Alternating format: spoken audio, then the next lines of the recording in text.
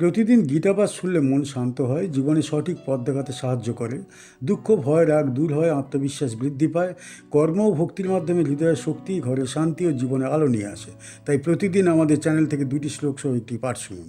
তত স বিস্ময়াবিষ্ট দৃষ্টরুমা ধনঞ্জয় প্রণমীয় শিরসা দেবম গীতাঞ্জলিরভাসত। অতঃপর ধনঞ্জয় অর্জুন গভীর বিস্ময়ে আচ্ছন্ন হয়ে গেলেন। তাঁর শরীরের রোমাঞ্চিত রোম দাঁড়িয়ে উঠল। তিনি পরম দেবতাকে মাথা নত করে প্রণাম জানিয়ে কৃতাঞ্জলি হয়ে শ্রদ্ধা ভরে কথা বলতে শুরু করলেন। ততঃ মানে তারপর, স মানে তিনি, বিস্ময়াবিষ্ট মানে বিস্ময়ে আচ্ছন্ন, দৃষ্ট রোমা মানে রোমাঞ্চিত বা শরীরের রোম দাঁড়ানো, ধনঞ্জয় মানে অর্জুন, প্রণমীয় মানে প্রণাম করে, শিরসা মানে মস্তক দ্বারা, দেবং মানে দেবতা বা পরমেশ্বর, কৃতাঞ্জলিহি মানে 2 হাত জোড়ো করে, অভাসত মানে বললেন। এই শ্লোকটি বিশ্বরূপ দর্শনের মানসিক ও আত্মিক প্রতিক্রিয়াকে প্রকাশ করে। এখানে আর রূপের বর্ণনা নেই, আছে সেই রূপ দর্শনের ফলে অর্জুনের অন্তরে যে পরিবর্তন ঘটেছে তার প্রকাশ। বিশ্বরূপের মহিমা কেবল অর্জুনকে বিস্মিত করেনি, তার সমগ্র সত্তাকে আলোকিত করেছে। বিস্ময়াবিষ্ট শব্দটি দ্বারা বোঝায় অর্জুনের মন সম্পূর্ণভাবে ঐশ্বরীয় মহিমায় আচ্ছন্ন। তিনি আর নিজেকে স্বতন্ত্র যোদ্ধা রূপে ভাবছেন না, তার সমস্ত অহংকার লুপ্ত হয়েছে। হৃষ্ট রোমা দ্বারা বোঝানো হয়েছে এই দর্শন কেবল মানসিক নয়, তা দেহগত স্তরে গভীর প্রভাব ফেলেছে। ঈশ্বরের উপস্থিতিতে তার শরীর পর্যন্ত সাড়া দিয়েছে। অর্জুন এখানে আর প্রশ্নকারী নন, বিচারক নন, তিনি ভক্ত, তাই তিনি প্রণাম করছেন। মাথা নত করা মানে কেবল শারীরিক নততা নয়, এটি আত্মসমর্পণের প্রতীক। কৃতাঞ্জলি হওয়া মানে নিজের সমস্ত কর্ম, চিন্তা ও ইচ্ছাকে ঈশ্বরের চরণে অর্পণ করা। এই শ্লোক আমাদের শেখায় যে প্রকৃত ঈশ্বর জ্ঞান বিতর্কে আসে না, তা আসে নীরব বিস্ময়ে। যখন মানুষ পরম সত্যের মুখোমুখি হয়, তখন ভাষা থেমে যায়, অহংকার ভেঙে যায়, হৃদয় আপনা হতেই নত হয়ে পড়ে। এই শ্লোকটি বিশ্বরূপ অধ্যায়ের এক গভীর মানবিক মুহূর্ত। এতক্ষণ সঞ্জয় বিশ্বরূপের বর্ণনা দিচ্ছিলেন, এখানে সেই দর্শনের ফল প্রকাশ পাচ্ছে অর্জুনের আচরণে। বিশ্বরূপ দেখার পর অর্জুন আর আগের মতো নন। এই প্রসঙ্গে অর্জুনের অবস্থান অত্যন্ত গুরুত্বপূর্ণ। তিনি যুদ্ধে প্রবেশের আগে সংশয়ে ভুগছিলেন, কর্তব্য ও করুণার দ্বন্দ্বে জর্জরিত ছিলেন, কিন্তু বিশ্বরূপ দর্শনের পর তিনি বুঝতে পারছেন এই যুদ্ধ ব্যক্তিগত নয়, এটি ঐশ্বরীয় বিধানের অংশ। এই শ্লোক আমাদের জীবনেও এক গভীর শিক্ষা দেয়। যখন মানুষ জীবনে সত্যিকার অর্থে ঈশ্বরের উপস্থিতি উপলব্ধি করে, তখন তার আচরণ স্বাভাবিকভাবে পরিবর্তিত হয়। অহংকার কমে, বিনয় বৃদ্ধি পায়, আর অন্তরে ভক্তি জাগ্রত হয়। এই শ্লোকের মাধ্যমে গীতা আমাদের শেখায়, ভক্তি মানে কেবল প্রার্থনা নয়, ভক্তি মানে ঈশ্বরের সামনে নিজেকে সম্পূর্ণ সমর্পণ করা। অর্জুনের প্রণাম সেই সমর্পণের প্রকাশ। এই শ্লোক বিশ্বরূপ অধ্যায়কে এক আবেগঘন স্তরে নিয়ে যায়, যেখানে ঈশ্বর ও ভক্তের সম্পর্ক আর দর্শনের বিষয় থাকে না, বরং হৃদয়ের সত্য হয়ে ওঠে। কি শিখতে পারি এই শ্লোক থেকে? এই শ্লোক থেকে আমরা অর্জুনের বিশ্বরূপ দর্শনের প্রতিক্রিয়া ও ভক্তি গভীরভাবে বুঝতে পারি। এখানে বলা হয়েছে অর্জুন সম্পূর্ণ বিস্ময় বোধে নিমগ্ন। তার রোমাঞ্চিত দেহে কাঁপন, উচ্ছ্বাস এবং ভয় সব কিছু একসঙ্গে প্রকাশ পাচ্ছে। হৃষ্ট রোমা শব্দটি নির্দেশ করে অর্জুনের চুলগুলো চারিদিক কাঁপছে। মানসিক ও শারীরিকভাবে তিনি ঈশ্বরের মহিমা দেখে মুগ্ধ। শ্লোকটি আমাদের শেখায় ঈশ্বরের প্রকৃত রূপ দেখলে মানুষের মন, দৃষ্টি ও চেতনা সর্বোচ্চ বিস্ময় ও ভক্তিতে স্থির হয়ে যায়। শ্লোকটি আরও বোঝায় ঈশ্বরের সম্মুখীন হলে বিনয় ও শ্রদ্ধা অপরিহার্য। অর্জুন শিরশ্রদ্ধা করে প্রণাম করছেন, গীতাঞ্জলি প্রকাশ করছেন। এটি আমাদের শেখায় ঈশ্বরের মহিমার সামনে অহংকার, দম্ভ বা আত্মমর্যাদা রাখা যায় না। ভক্তি ও বিনয় ছাড়া সত্যিকারের দর্শন ও উপলব্ধি সম্ভব নয়। এই শ্লোক থেকে শিক্ষা পাওয়া যায় বিস্ময়, ভয় এবং শ্রদ্ধা মিলিয়ে ভক্তি জন্মায়। অর্জুনের আচরণ আমাদের জীবনের জন্য দিক নির্দেশ। যখন আমরা ঈশ্বরের উপস্থিতি অনুভব করি তখন আমাদের অন্তর নম্র হয়ে ওঠে, দেহ মন স্থির হয় এবং আমরা নিজেদের সীমাবদ্ধতা স্বীকার করতে শিখি। এটি ভক্তি ও আধ্যাত্মিক চেতনার চূড়ান্ত প্রকাশ।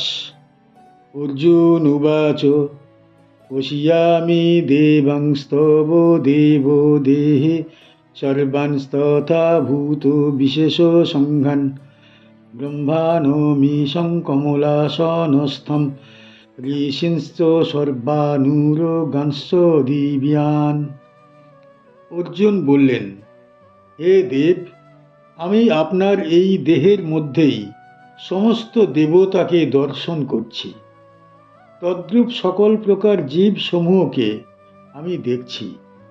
কমলাসনে অবস্থিত ব্রহ্মদেবকে, সকল ঋষিগণকে, সকল দিব্য নাগগণকে আমি আপনার দেহের মধ্যেই প্রত্যক্ষ করছি। অর্জুন উবাচ মানে অর্জুন বললেন, পশ্যামি মানে আমি দেখছি, দেবান মানে দেবতাগণকে, তব মানে আপনার, দেব মানে হে দেব, দেহে মানে দেহের মধ্যে, সর্বান মানে সকলকে, তথা মানে তদ্রূপ, ভূত বিশেষ সংঘান মানে নানাবিধ জীব সমষ্টিকে, ব্রহ্মাণম মানে ব্রহ্মদেবকে, ঈশম মানে সর্বেশ্বর, কমলাসনস্থম মানে কমলাসনে অধিষ্ঠিত, ঋষিন মানে ঋষিগণকে, চ মানে এবং, সর্বান মানে সকলকে, উর্গান মানে নাগগণকে, চ মানে এবং, দিব্যান মানে দিব্য। এই শ্লোকে বিশ্বরূপ দর্শনের একটি অত্যন্ত গভীর ও তাৎপর্যপূর্ণ স্তর প্রকাশিত হয়েছে। এখানে অর্জুন নিজেই তার অভিজ্ঞতা ব্যক্ত করছেন। তিনি বলছেন, শ্রীকৃষ্ণের দেহের মধ্যেই তিনি সমস্ত দেবতা, সমস্ত জীব, সমস্ত ঋষি এবং ব্রহ্মাদেবকেও প্রত্যক্ষ করছেন। এর দ্বারা স্পষ্ট বোঝা যায় বিশ্বরূপ কোনো প্রতীকী কল্পনা নয়, বরং সমগ্র সৃষ্টির একীভূত প্রকাশ। ব্রহ্মাদেবের উল্লেখ বিশেষ গুরুত্বপূর্ণ। ব্রহ্মা যিনি সৃষ্টি কার্য সম্পাদন করেন তিনিও এই বিশ্বরূপের অন্তর্গত। এর দ্বারা গীতা স্পষ্ট করে দেয় সৃষ্টিকর্তাও পরম সত্তার অধীন, অর্থাৎ শ্রীকৃষ্ণই সর্বোচ্চ আশ্রয়, তাঁর বাইরে কিছু নেই। ঋষিগণ জ্ঞান ও তপস্যার প্রতীক, আর দিব্য নাগগণ শক্তি ও গূঢ় শক্তির প্রতীক। এই সকল সত্তাকে একত্রে বিশ্বরূপে দেখা মানে জ্ঞান, শক্তি, সৃষ্টি, স্থিতি ও লয় সবই এক পরম সত্যের মধ্যে নিহিত। এই শ্লোক অর্জুনের উপলব্ধির গভীরতা প্রকাশ করে। তিনি আর শুধু দেখছেন না, তিনি বুঝতে শুরু করেছেন। তাঁর চেতনায় একত্ব বোধ উদিত হচ্ছে। এই উপলব্ধি মানুষের জীবনে অত্যন্ত প্রয়োজন, কারণ তা বিভেদ বুদ্ধি নাশ করে এবং ধর্মের ভিত্তিকে দৃঢ় করে। এই শ্লোকটি বিশ্বরূপ অধ্যায়ের এমন এক মুহূর্ত নির্দেশ করে যেখানে দর্শন বর্ণনায় পরিণত হয়। এতক্ষণ সঞ্জয় যা বলছিলেন, এখন তা অর্জুন নিজে অনুভব করে প্রকাশ করছেন। এতে বিশ্বরূপ দর্শনের সত্যতা ও গভীরতা আরও সুস্পষ্ট হয়। এই প্রসঙ্গে অর্জুনের অবস্থান অত্যন্ত তাৎপর্যপূর্ণ। তিনি যোদ্ধা থেকে ভক্তে রূপান্তরিত হচ্ছেন। বিশ্বরূপে সমস্ত সত্তাকে একত্রে দেখার ফলে তিনি বুঝতে পারছেন এই যুদ্ধ কোনো ব্যক্তিগত দ্বন্দ্ব নয়, এটি মহাসৃষ্টির ধারাবাহিকতার অংশ। এই শ্লোক আমাদের জীবনের জন্য এক গভীর শিক্ষা বহন করে। মানুষ যখন ঈশ্বরকে কেবল আলাদা সত্তা হিসাবে দেখে, তখন তার জ্ঞান অসম্পূর্ণ থাকে।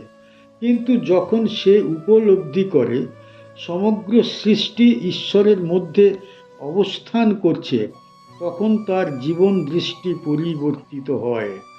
এই শ্লোক গীতার মূল তত্ত্বকে স্পষ্ট করে। পরম সত্য এক, কিন্তু তার প্রকাশ অগণিত। সেই একত্ব উপলব্ধি করাই জ্ঞান, আর সেই জ্ঞানকে জীবনে ধারণ করার নামই ধর্ম। এই শ্লোকের মাধ্যমে বিশ্বরূপ অধ্যায় আরও গভীর স্তরে প্রবেশ করে, যেখানে ভক্তি ও জ্ঞান এক হয়ে যায় এবং অর্জুন সেই ঐক্যের প্রত্যক্ষ সাক্ষী হয়ে ওঠেন। কি শিখতে পারি এই শ্লোক থেকে? এই শ্লোক থেকে আমরা অর্জুনের বিশ্বরূপ দর্শনের গভীর উপলব্ধি স্পষ্টভাবে দেখতে পাই। এখানে অর্জুন বলছেন, হে দেব, আমি আপনার দেহের মধ্যেই সমস্ত দেবতা দেখছি। সমস্ত জীব ও প্রাণীদের সমষ্টিত আমি আপনার মধ্যে প্রতিফলিত দেখতে পাচ্ছি। কমলাসনে অধিষ্ঠিত ব্রহ্মাদেব, সকল ঋষি এবং সকল দেব দেবতার অনুগামী ও প্রিয় সত্তাগণ আমি আপনার দেহে দেখতে পাচ্ছি। অর্থাৎ অর্জুন বোঝাচ্ছেন, শ্রীকৃষ্ণের দেহের মধ্যে সমস্ত সৃষ্টির সমন্বয় নিহিত।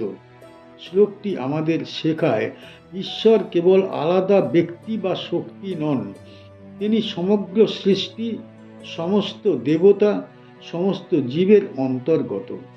সমস্ত শক্তি, সমস্ত জ্ঞান, সমস্ত জীবন, সব কিছু তাঁর দেহে অভিন্নভাবে সমন্বিত।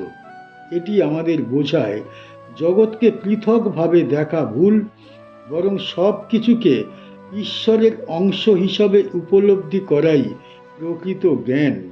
এই শ্লোক থেকে আরও শিক্ষা পাওয়া যায়, ঈশ্বরকে সত্যিকারের ভক্তি ও অন্তরের দৃষ্টি দিয়ে উপলব্ধি করতে হবে। অর্জুনের মতো যখন আমরা স্বাভাবিক দৃষ্টি থেকে অতিরিক্ত হয়ে অন্তরের চেতনায় ঈশ্বরকে উপলব্ধি করি, তখন আমাদের মধ্যে বিস্ময়, বিনয় ও ভক্তি জন্মায়। এটি আমাদের অন্তরকে পরিশুদ্ধ করে, অহংকার দূর করে এবং জীবনকে আধ্যাত্মিক পথে পরিচালিত করে।